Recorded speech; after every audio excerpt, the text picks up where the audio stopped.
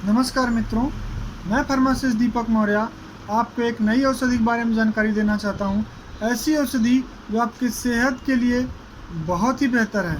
अगर आप थोड़ा भी बीमार पड़ते हैं, आपको चर्म जैसी समस्या है, पीलिया जैसी समस्या है, बवासीर जैसी समस्या है, अपस्मार मिर्गी जैसी समस्या है, या हिस्टीरिया जैसी समस्या है, या कोई विषैला जंतु काट लिया हो या कीड़ा काट लिया हो, तब भी ये दवा बहुत ही कारगर है। तो सबसे पहले आप हमारे चैनल को लाइक करिए, सब्सक्राइब करिए और लोगों को शेयर करिए, ताकि हम अपने आयुर्वेदिक ज्ञान को आप तक पहुंचा सकें, जिससे आप स्वस्थ हो सकें, आयुर्वेद से बेहतर हो सकें।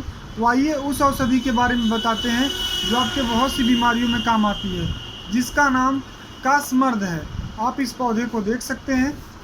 ये कासमर्द का पौधा, ये इसकी फलियाँ इसमें लगी हुई हैं और ऐसे इसके पौधे होते हैं। इसमें पीले पीले से फ्लावर होते हैं। तो बहुत सी आपकी बीमारियों में, जलोदर में, सफ़ेद दाग में, पेट में अगर कीड़े पड़े हों तो पेट को साफ़ करने में, या फिर ये बेहतरीन ब्लड प्यूरीफायर के रूप में बहुत अच्छा कार्य करता है। अगर किसी व्यक्ति को चर्म रोग हो तो ये कासमर्द उसकी पत्तियों का रस लगाने पे पूरी तरीके से उसको ठीक कर देता है, या इसके फली का सीड का चूर्ण बनाकर तेल में लगाने पर भी ये पूरी तरीके से उसको ठीक करता है।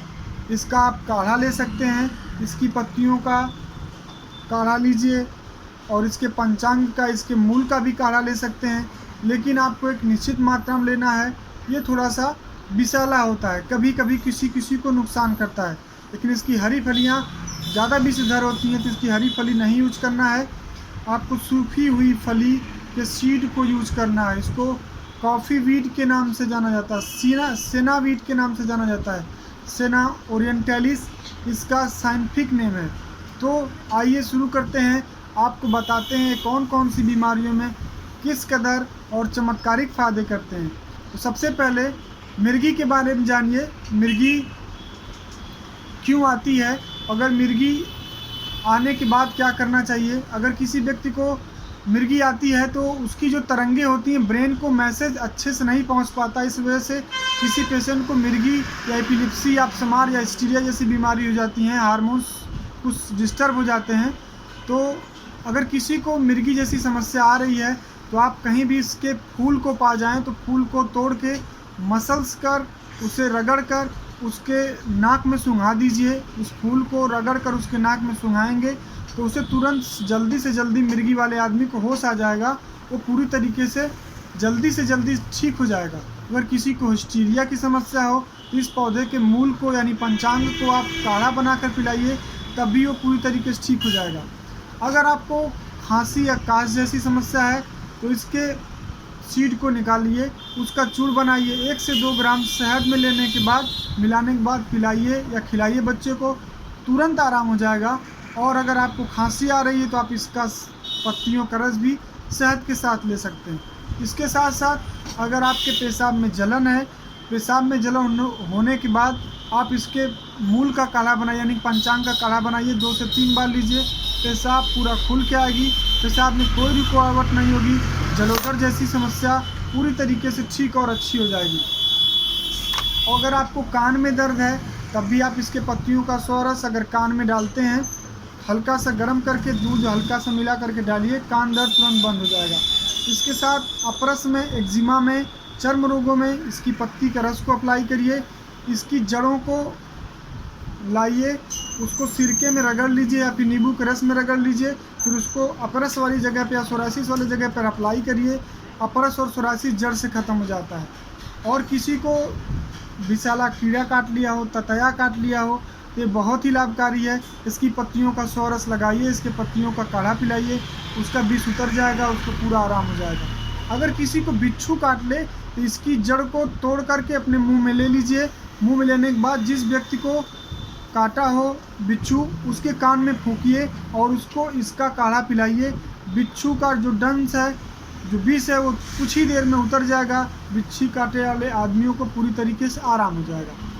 हमारे यहाँ तो सर्प काटने पर भी कसौदी के यानी कासमर्द के पत्तों को, चिरचिटा के पत्तों को और नीम के पत्तों को तीनों को मिक्स करके पीस करके पिलाया जाता है। बहुत से रोगी सांप काटे हुए आदमी ठीक हो जाते हैं। हमारे गांव में एक वैद्य जी हैं, जो वैद्य जी ये काम करते हैं। वो मैंने अपने आँखों के सामने बहुत से लोगों को, जहरीले से जहरीले सांपों काटे हुए आदमी को मैंने सही होते हुए देखा है। इसलिए मुझे इस औषधि पर बहुत ही ट्रस्ट है। बेहतरीन ब्लड प्यूरीफायर के रूप में, रक्त शोधक के रूप में, अगर किसी को बवासीर हो तो इसकी पत्तियों का स्वरस या इसके सीड को पीस कर पिला दिया जाए तो उसका खूनी बवासीर में पूरा आराम मिल जाता है और उसका पेट अच्छे से साफ हो जाता है।